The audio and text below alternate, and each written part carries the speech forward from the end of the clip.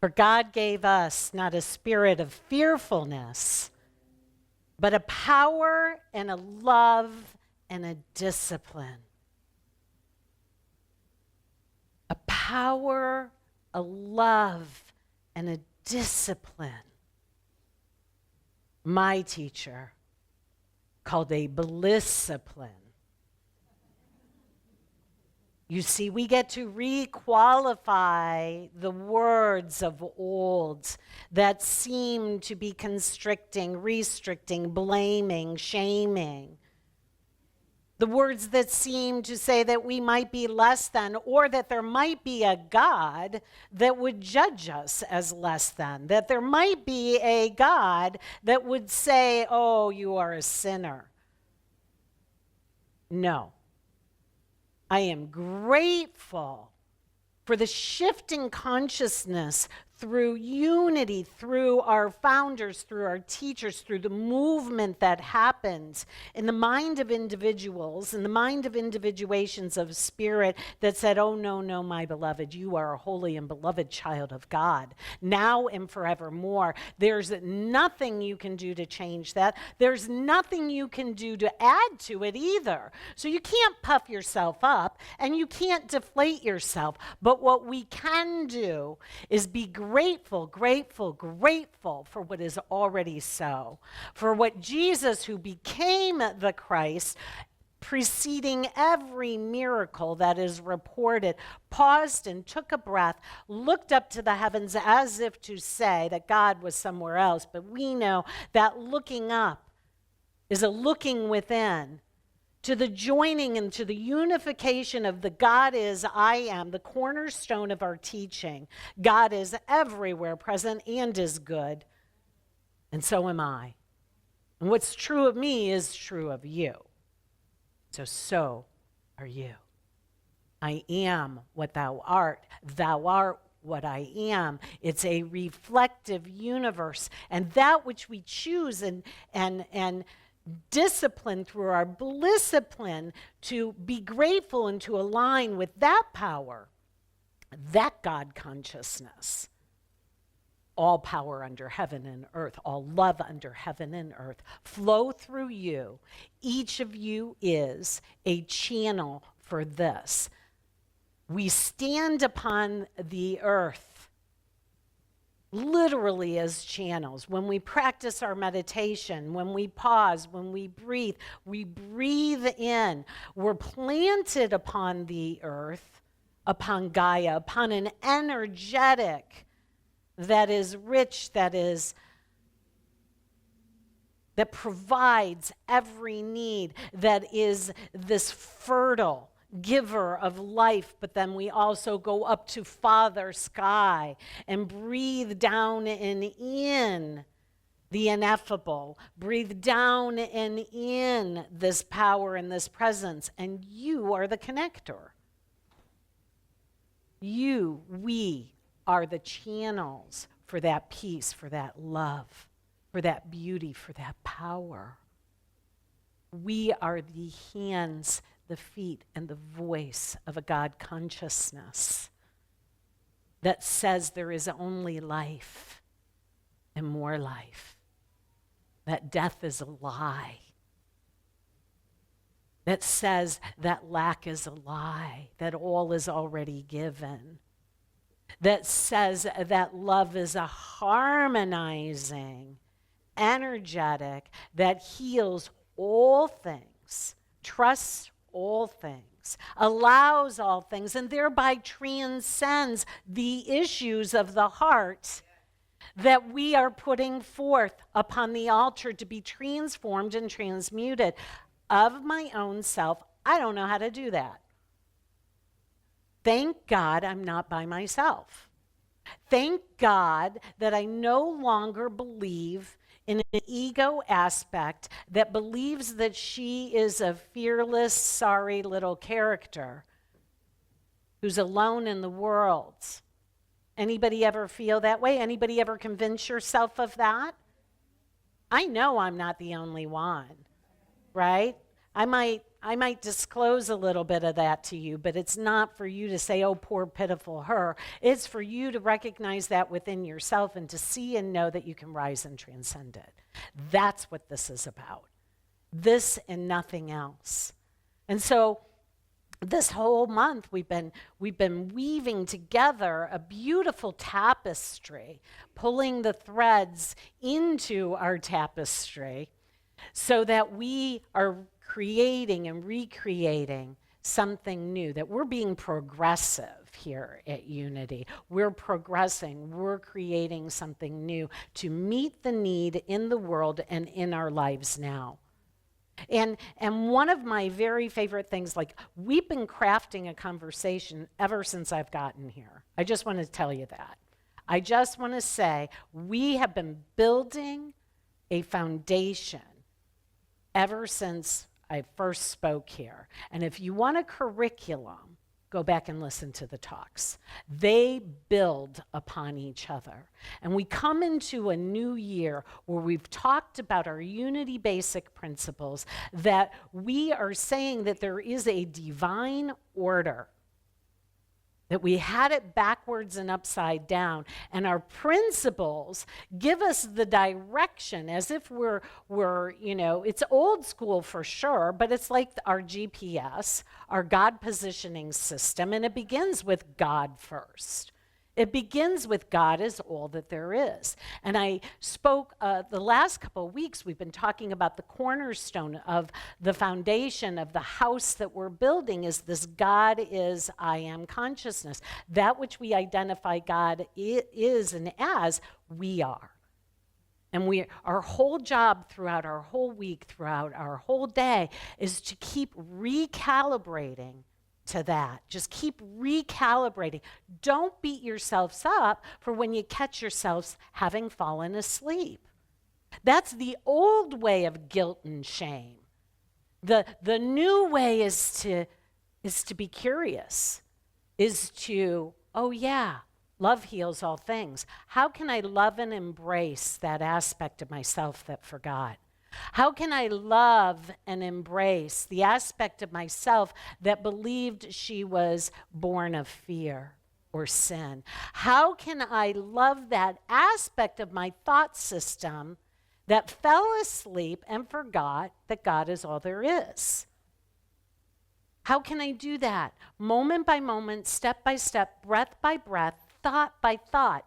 Tedious, you might say, right? But you know, what else do you have to do? I mean, really. I mean, you go to your job, it's the perfect place to practice this. You go to the grocery store, you see your whole life is actually set up for this.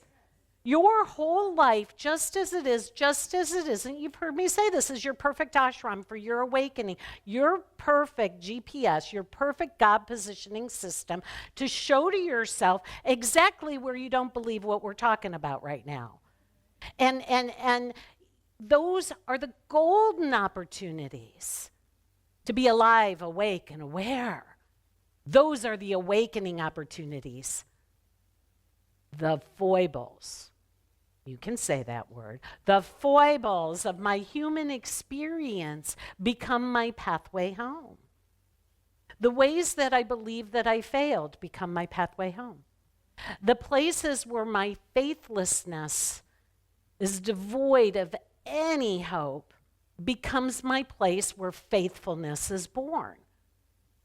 There are rich opportunities moment by moment, and we can activate it by our gratefulness, which the song suggests, and our praise. But our praise, mind you, God doesn't need our praise. We do.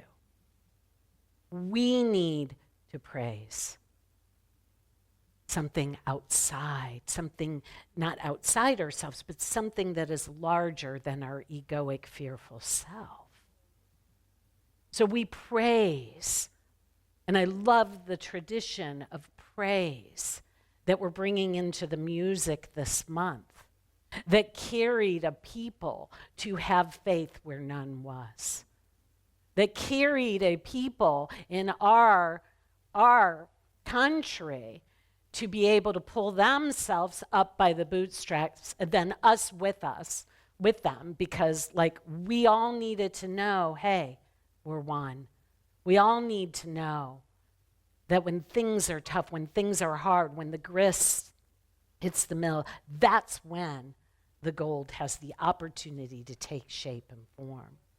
And so I bless our lives just as they are, just as they aren't. You know, I have a spiritual teacher who if you were to go to them and say, I just got fired, or somebody just broke up with me, they'd high-five you and say, congratulations, now the work begins, right? Now the joy can begin. Not that something, was wrong, but that an opening is present for you to walk through. Take a breath with me here. So we made our cornerstone, God is, I am. We unify in that consciousness. And then like Ulysses, we bind ourselves to that mast, so that our ship doesn't go astray or go off with the distractions of the world. That we stay directed, disciplined, blissiplined. Because God did not make me a fearless being. And what's true of me is true of you. I am made in power and love and discipline. Say this to the self. I am made in power and love and discipline. I deny that I am fearful. I deny that I am fearful or made in fear. I may have fear crop up. I may. I'm not going to push it away. I'm going to state the fact. My sister Iyanla, I'm going to state the fact and speak the truth. I feel afraid right now. Sure looks convincing to me that effects and the news and other people and my bank account have power over me. It sure feels that way. But the truth is, the spiritual principle that is unwavering is that's not possible. I'm not a victim of anything in the world. I'm at cause in my life. And where I anchor that cause is I turn to God first. God consciousness, love consciousness, and then I, to the best of my ability, affirm it for myself. From there, I co-create my life. From there, I do my prayers, my affirmations, my sorting, my denying of the fear having power, my affirming of the truth, the denying that facts have power, and the affirming that only truth will set us free. My sister Iyanla talked about being honest, telling the truth. We are a teaching of embrace, of integration, of knowing that the yumminess and the gold that helps me to rise in God consciousness is in those challenges as well as the triumphs. I embrace it all. I become curious in my embracing of it. What do you have to teach me? What do you have to reveal to me? Love embraces all things.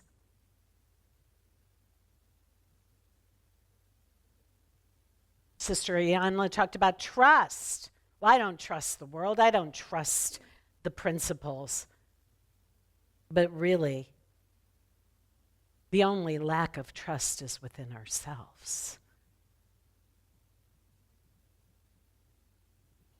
There's no betrayal out there except self-betrayal. Can't be betrayed by anything. You saw crazy walking in your direction and you invited it in because you thought you had something lacking. Right? You called crazy in because you thought, oh, that would be a fun project. You got your own crazy to work on. Work on your own crazy. Embrace your own crazy. Love it. Trust it. That it's just for you. Your crazy's for you. Let other people's crazy be for them. Know your lane. Know where in what yours is to be and do. You know, we're such a nice, compassionate people here in Unity. We want to help and fix everyone, don't we? What if nobody is fixed? And the only help that you give is for you to anchor the truth, to be a companion, a compassionate companion. Means that you sit with people when they're struggling. You don't kvetch and add to the belief system of the struggle. You love people right where they are, and you silently and sacredly know the truth. Powerful. So love is embracing, it's trusting all things. It's allowing all things, which is really just code for forgiveness. It's really just saying, I'm going to stop judging it all. I'm going to stop. I knew it would happen if I would invite it. Thank you. I'm going to stop judging. I stopped judging that. Ah ha ha, that's funny.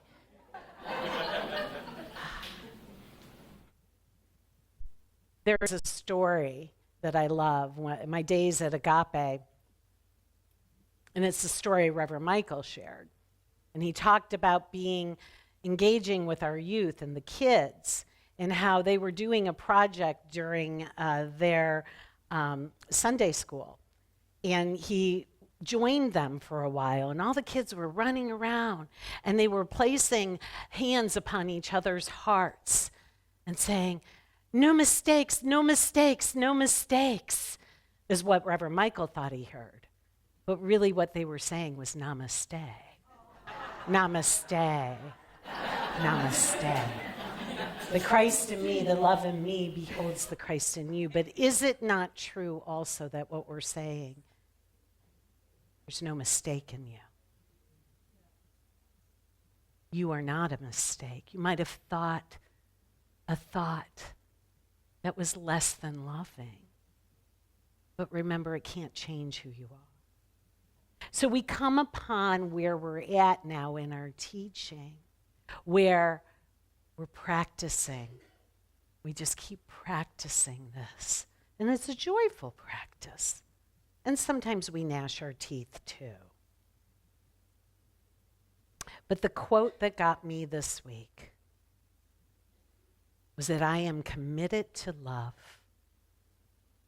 I have shared with you that nothing happens without commitment. Commitment is that thing that keeps us moving in the direction of our dreams, of our purpose, of our goal. Commitment to the name that you were given at the beginning of the year, or the purpose or the goal that you set at the beginning of the year, is what directs us, that intention. And what we do with that, if I'm committed to love, I then set up my environment to support me to be love. I set everything up in my environment because I know that my environment impacts my experience. And I begin to remove the things that are unloving or unpeaceful, or whatever name you were given, or whatever quality that you were given, to structure and organize. Because when we commit to being only our purpose, only the quality, only the name that God gave us, only love in this particular case, when I commit to that, it becomes the laser focus of my life. And the laser has the tendency to clear away everything unlike it. And when it comes to your awareness, those are the things you love, you embrace, you trust, you become curious with. What is it teaching me where I don't believe that God is all there is? Where is that? So there's a teaching in Unity, and you've probably experienced this in your life. Ever notice that when you commit to something, all of the temptations, to distract you come up. They say if you commit yourself to love, everything unloving will pop up and show up. Anybody ever experienced that? So everything so in unity they call this chemicalization. Chemicalization. Anybody remember that word? That's an old unity teaching. And chemicalization is really an amazing thing. It's as if, okay, I've established this new thought, this new idea in my life. I'm committed to only love, which means I'm committed to only love when unloving things happen, when I judge things as unloving, when I judge people as unloving, but I've committed myself to love. You see, it hems us in. It's going to show you everywhere where it's going to say, you know what, you can be committed to love, except here, it's okay to be unloving. Except here, it's okay to be fearful. Except in this situation, it's okay. We really are an absolute teaching. We say all are welcome, and that is true. We do. All are welcome. But our teaching really is 100%. God is all there is. 100%. Love is all there is. And then we just walk through life and we get to discover where we believe it isn't. Okay? So chemicalization is this idea where you're putting in a thought system, a higher thought, a new thought, into a thought system that maybe has been operating outside of love. And if you think of it like oil and water, they repel. There's a reaction. There is a discomfort in consciousness, is what the Fillmores call it. So you become uncomfortable. You become jumbled up inside. And you're working it out, really. Really what we're doing is just working it out within ourselves. When I go on some of my long walks, that's all I'm doing. I'm working it out in consciousness. I keep affirming what I say is true. I keep affirming what I say I commit my life to. And I'm looking at all the ways that there's evidence against it. And I'm trusting it. I'm allowing it. I'm forgiving it. I'm placing it upon the altar of my heart so God consciousness can requalify it for me so I can see the love in it, or I can see the call for love. So therefore, I can always respond in love.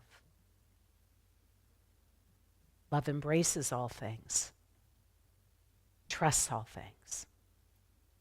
It allows all things, which means to forgive all things, and thereby transcends all things. So the love that we're talking about is not the human love that we may have celebrated at Valentine's Day. It's a divine love. It's of God. So of my own self, I can't embrace a darn thing. Of my own self, I don't trust a whole lot. Of my own self, of a separate self, of a fearful self. It's very hard for me to forgive and allow because I got to fix, because crazy's asking me to fix. I'm like, okay, I can go to crazy and fix that out there. We're being asked to court a divine love, knowing that that divine love is always pointing the way.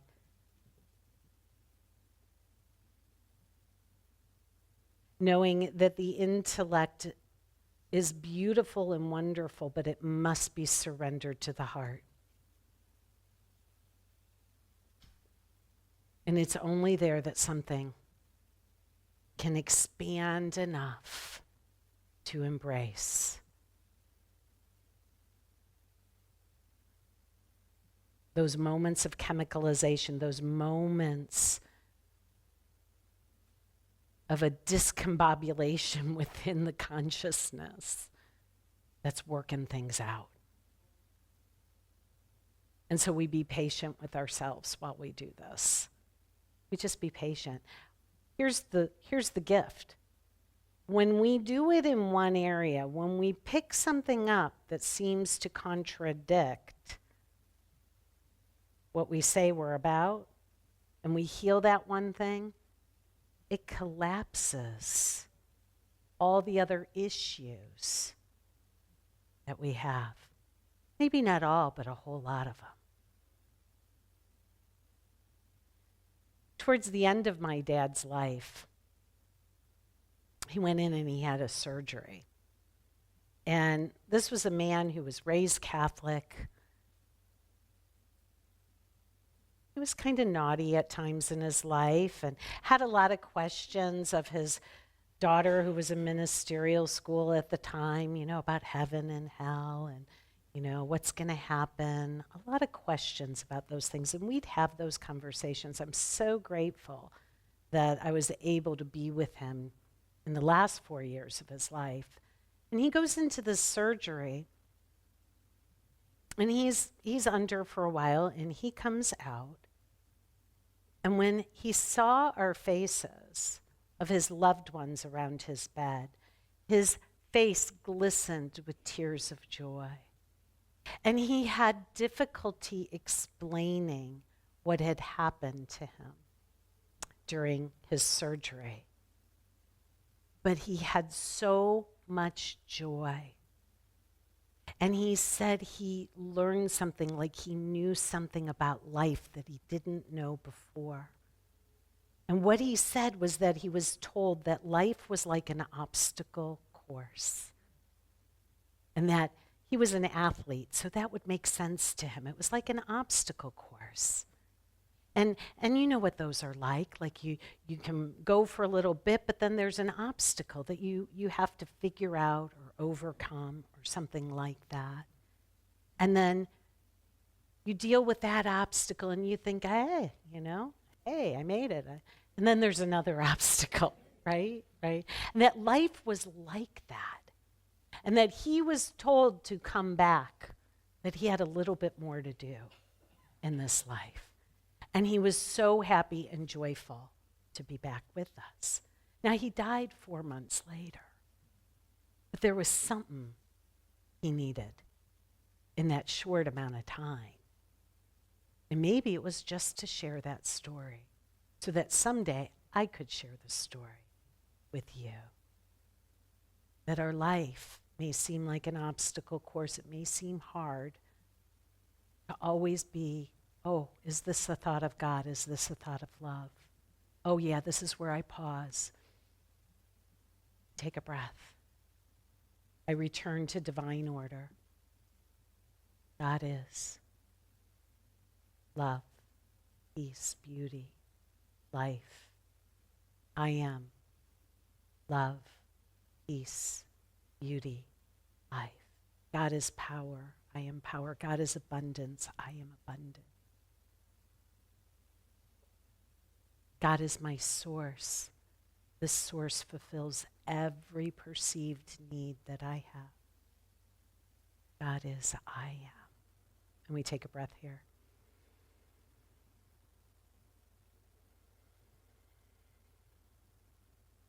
This is the meditation, y'all. We breathe here. In this God consciousness,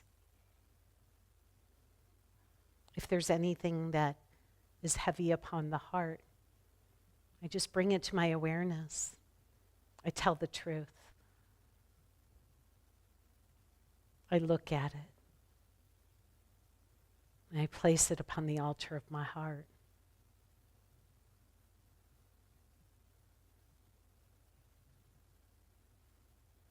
I'm going to embrace the thought. I'm going to embrace the feeling. I'm going to embrace the emotion or the situation.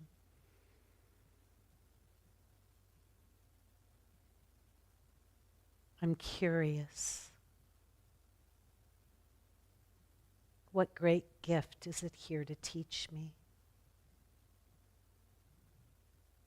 That I may rise above this obstacle.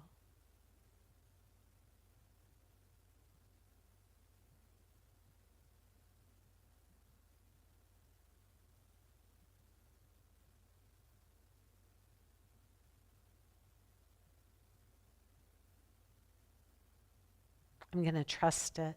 I'm going to trust it is good. I'm going to trust that it is for me. I'm going to trust that it has a message just for me. I'm going to trust myself. I'm going to trust love.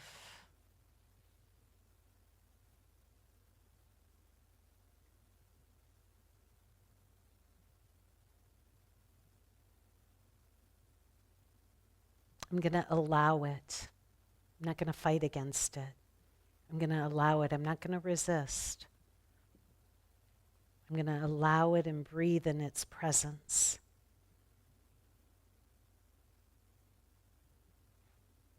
I forgive my judgment. I forgive my perception.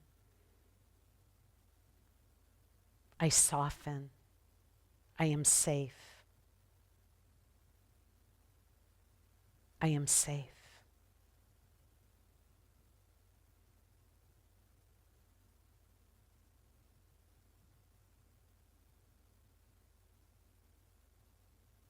I rise and I transcend in God consciousness.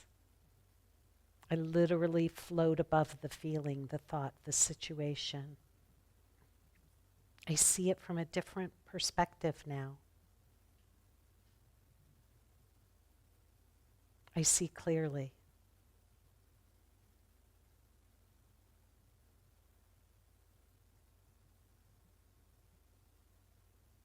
I see that all things are for me and nothing is against me. I see with tenderness calls for love.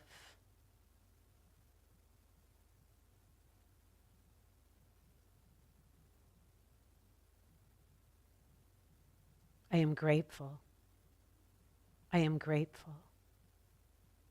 I am grateful. Thank you, Mother, Father, God, Infinite Spirit, that I am made new in this moment. I shift in my seat. I see anew.